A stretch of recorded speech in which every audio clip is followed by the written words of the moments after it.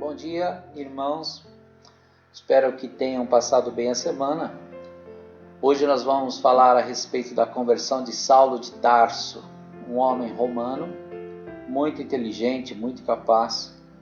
E Saulo de Tarso, ele era um homem realmente muito polêmico e ao mesmo tempo interessante, porque sua personalidade era uma personalidade no campo das ideias, vamos dizer assim, um cara muito pragmático.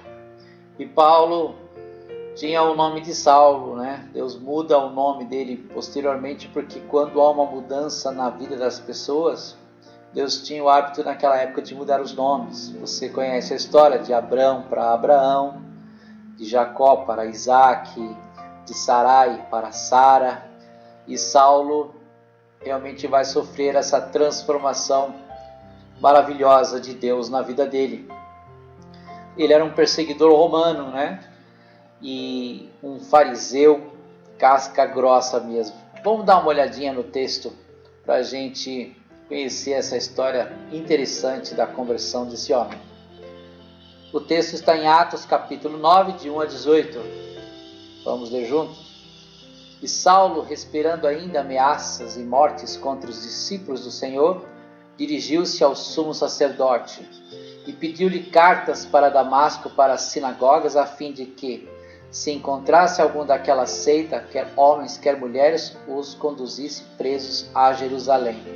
Olha só, ele foi buscar documentos que lhe davam condições e autoridade para perseguir os que seguiam os mandamentos do Senhor Jesus, perseguir os discípulos, perseguir aqueles que estavam se convertendo, né? Eles chamavam de seita dos nazarenos, né? Então, a perseguição ela era implacável. E Saulo de Tarso, né, com sangue nos olhos, aí ele pede essa autorização, pediram cartas, pediu condições, pediu recursos para ir atrás e prender todo mundo. Olha o versículo 3. E indo no caminho, aconteceu que, chegando perto de Damasco, subitamente o cercou um resplendor de luz do céu. Que situação! Veja, ele estava na estrada, né, de Damasco, né, a caminho, e de repente uma luz do céu cerca esse homem. E ele cai, né, o versículo 4, e caindo em terra, ouviu uma voz que lhe dizia: Saulo, Saulo, por que me persegues? Que coisa, hein? Já imaginou? Você recebeu uma mensagem dessa, o camarada ele cai no chão, uma luz deixa o cara cego, de tão intensa, e ele escuta uma mensagem: Saulo, Saulo, por que você me persegue? Olha o versículo 5. E ele disse: quem és, Senhor? E disse o Senhor: eu sou Jesus, a quem tu persegues. Duro é para ti recalcitrar contra os aguilhões. Duro é você lutar contra os aguilhões. E ele, tremendo, né, e atônito, disse: Senhor, que queres que faça? E disse-lhe o Senhor: levanta-te e entra na cidade, e lá te será dito o que te convém fazer. Olha só, ele ficou com medo, apavorado, e ele pergunta para Jesus, né? Quem és, Senhor? E disse o Senhor: eu sou Jesus. Olha só, a quem tu persegues. Ou seja, você não está perseguindo a igreja, você não está perseguindo os apóstolos, nem os discípulos, você está contra o meu projeto. Você está indo contra a minha ideia, você está indo contra aquilo que eu trabalhei e eu preparei para que estivesse acontecendo. Você está se opondo a mim. E ele pergunta: o que o senhor quer que eu faça? Levanta daí e vai para a cidade. Lá eu vou falar para você o que você tem que fazer. E os varões que iam com ele pararam espantados, ouvindo a voz, mas não vendo ninguém. Olha que interessante o versículo 7. Os indivíduos que estavam com Saulo, eu não sei se eram soldados, ou se eram amigos dele, se era da turma dele, quem que era, eles ficaram espantados, porque eles ouviram a voz, né? Ouviram o diálogo ali rápido de Jesus com Saulo, mas eles não viram, só Saulo viu. Versículo 8. E Saulo levantou-se da terra e, abrindo os olhos, não via a ninguém, e guiando pela mão o conduziram a Damasco. Olha só a situação do camarada. Ele ficou cego, ele não conseguia enxergar mais nada. A luz deixou ele cego. E esteve 3 dias sem ver, e não comeu nem bebeu. Ele ficou com aquilo cozinhando na cabeça dele. Imagine como é que estava a cabeça desse indivíduo. Só para lembrar, ele que consentiu, na lição domingo passado nós comentamos, né? Estudamos sobre isso, o apedrejamento do Estevão, né? De Estevão. Ele que consentiu, ele que permitiu os camaradas poderem julgar Estevão ali e apedrejá-lo até a morte. E só que ele estava ali agora todo confuso, né? Porque afinal de contas tinha encontrado com Jesus, ele viu que realmente Jesus era verdadeiro, e tudo aquilo que eles estavam pregando e ensinando era algo realmente que para ele até então era uma mentira, era uma afronta à lei, né? Porque ele era zeloso da lei, ele era um fariseu estudioso, tinha estudado com Gamaliel, que era um dos maiores rabinos da época. E esse homem agora ele está confuso, ele ficou 3 dias sem comer, sem beber, ele está abalado psicologicamente, emocionalmente, fisicamente, a pancada foi forte. Vamos ver o versículo 10. E havia em Damasco um certo discípulo chamado Ananias, e disse-lhe o Senhor em visão: Ananias. E ele respondeu: Eis-me aqui, Senhor. E disse-lhe o Senhor: levanta-te e vai à rua chamada Direita, e pergunta em casa de Judas por um homem de Tarso chamado Saulo, pois eis que ele está orando. Olha só, Jesus, ele chega nesse homem chamado Ananias, que era um discípulo de Jesus, ele era um diácono também, na função da igreja, né?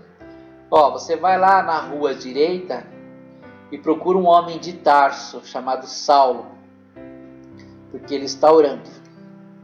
Versículo 12. E numa visão ele viu que entrava um homem chamado Ananias e punha sobre ele a mão para que tornasse a ver. E respondeu Ananias: Senhor, de muito ouvi acerca desse homem, quantos males tem feito aos teus santos em Jerusalém. Olha só o que Ananias falou: Senhor, esse cara aí, ele é muito ruim. Eu conheço a fama dele. O senhor tem certeza que eu tenho que ir lá me encontrar com esse cara? Esse cara, ele manda matar. Esse cara é malvado. Ele prende, ele persegue a igreja. Ele é nosso inimigo. Então, a gente observa a preocupação de Ananias aí. Versículo 14. E aqui tem poder dos principais, dos sacerdotes, para prender a todos os que invocam o teu nome. Disse-lhe, porém, o Senhor: vai, porque este é para mim um vaso escolhido para levar o meu nome diante dos gentios e dos reis e dos filhos de Israel. Olha só que coisa fantástica. Olha o que Jesus está falando para Ananias. Ananias, esse homem, você vai, porque esse homem eu escolhi para levar o evangelho para os gentios. Quem são os gentios? Os gentios somos nós. São aqueles que não são judeus, né? Então veja, Pedro era judeu, Pedro era judeu, Tiago era judeu, Lucas era judeu, você vê lá, Tomé era judeu, todos os discípulos eram judeus. E eles, pela sua natureza, pela sua identidade, pela sua cultura, eles iam evangelizar quem? Judeus. Os judeus não se aproximam muito dos gentios, eles não se misturam muito com os gentios, até hoje, né? É difícil você ver judeus envolvidos com a sociedade, eles são mais fechados, eles têm a escola deles, eles têm a cultura deles, as festas deles, eles são bem reservados. E Paulo Saulo de Tarso, ele é escolhido pelo Senhor Jesus para ir até os gentios e começar a pregar o evangelho, ou seja, pessoas como nós. Olha só, versículo 16. E eu lhe mostrarei quanto deve padecer pelo meu nome. Ele vai sentir na pele o que é sofrer pela causa. Ele não sabe o que é isso, ele vai estar do lado de cá. Olha o 17. E Ananias foi e entrou na casa, e impondo-lhe as mãos, disse: Irmão Saulo, o Senhor Jesus, que te apareceu no caminho por onde vinhas, me enviou para que tornes a ver e sejas cheio do Espírito Santo. E logo lhe caíram dos olhos como que uma escama, e recuperou a vista, e levantando-se, foi batizado. Olha que interessante, o batismo também foi rápido aqui, né?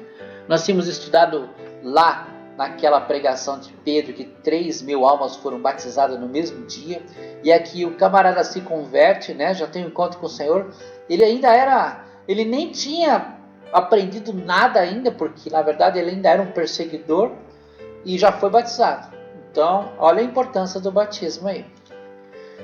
Olha só, caindo em terra, ouviu uma voz que lhe dizia: Saulo, Saulo, por que me persegues? Essa é a frase do capítulo, né? Essa é a frase que chama a atenção. O próprio Senhor Jesus chamando Saulo.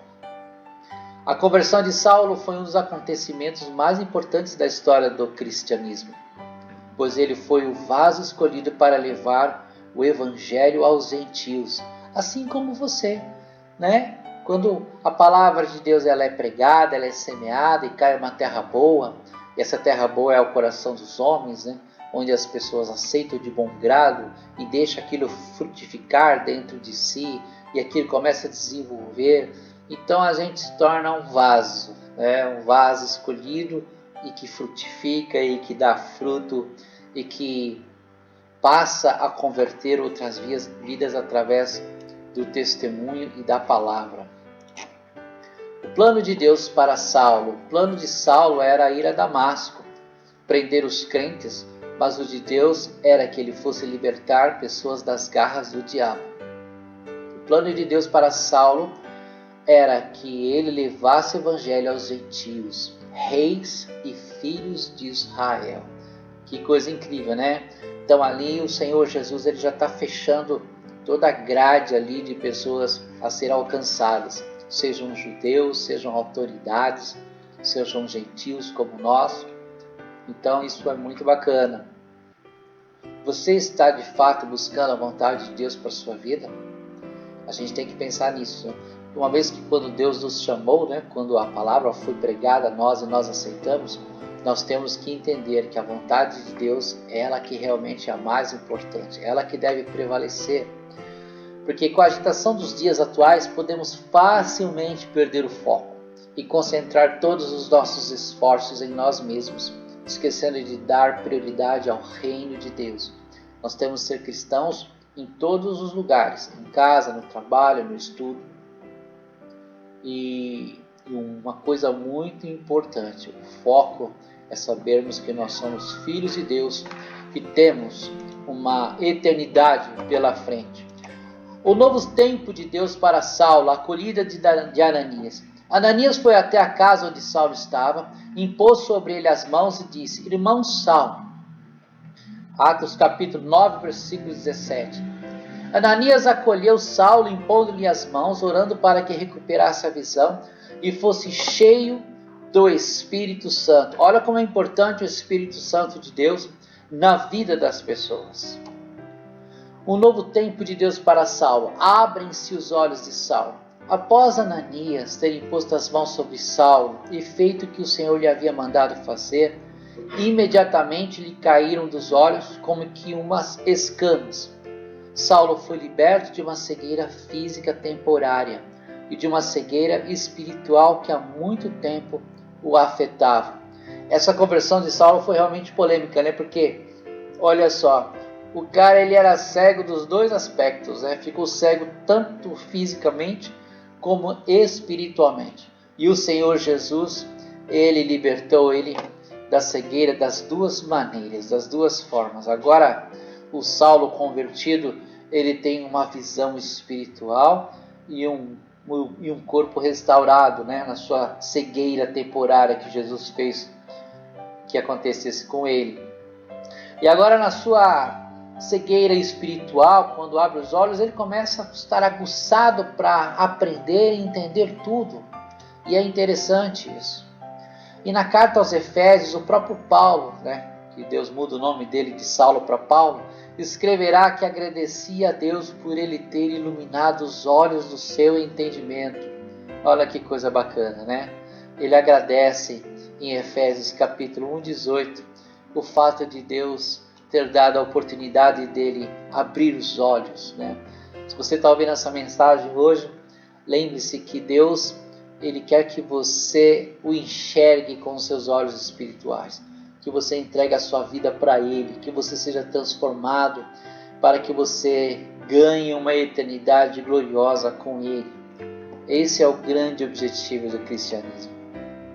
Além de perdoar os nossos pecados, Ele deseja que tenhamos saúde espiritual, emocional e física para podermos exercer nossa missão com mais eficácia.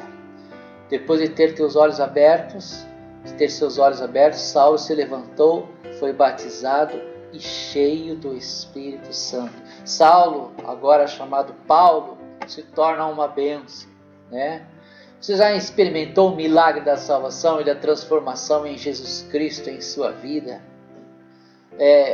O milagre da nossa salvação, da nossa transformação, e isso é diário, né? Isso é algo realmente maravilhoso em nossas vidas. Isso é o que nós temos que valorizar muito. A cura física é um grande milagre, porém um dia todos terão de morrer, mas a salvação da alma tem um valor eterno, pois nos dá o direito de viver na glória para todo sempre com o Senhor. É maravilhoso ver a forma como Deus transformou um homem que era opositor dos cristãos em um de seus maiores defensores. Somente Deus tem esse poder e ainda hoje Ele continua salvando pessoas. Valorize sua experiência com Jesus, Cristo, como um presente precioso de sua vida. Olha, em um mundo tão conturbado que nós vivemos, a coisa mais importante, a coisa mais sensata a fazer hoje é nos agarrar em Cristo Jesus. É segurar nas suas mãos maravilhosas, porque só Ele tem poder de salvação. Que Deus abençoe você essa semana e espero que você tenha gostado dessa aula onde fala a respeito da conversão de Paulo. Paulo ele vai escrever vários evangelhos, né? O Novo Testamento, praticamente a maioria dos livros são escritos por ele. Ele ensinou muito para a igreja, ele criou um desenho, né, de hierarquias dentro de igreja, funcionamentos, aconselhamentos, doutrinas. Paulo realmente ele trouxe uma roupagem para a igreja que nós vivemos nos dias de hoje. Ele realmente foi um homem ousado, ele foi muito usado por Deus, enfrentou vários problemas sérios, desafios, foi açoitado, foi apedrejado, sofreu muito pelo Evangelho. A vida de Paulo praticamente foi todinha dentro de prisões, dentro de cadeias. Então ele é um exemplo de mártir, né? É um exemplo de mártir que entregou a sua vida totalmente a serviço do Evangelho. Ele que disse aquela frase muito forte que morrer por Cristo para ele é lucro, morrer pelo Evangelho é lucro, né? Padecer pelo Evangelho é lucro. Um homem que perseguia agora se torna um homem perseguido, mas ele faz isso com a graça de Deus. O próprio Senhor fala: minha graça te basta. É uma graça maravilhosa, uma graça poderosa, uma graça abundante na vida de Paulo. Ele era um homem cheio do Espírito Santo. Semana que vem estaremos aqui novamente. Que Deus te abençoe grandemente e que a graça e a paz do Senhor Jesus esteja na vida dos irmãos. Amém.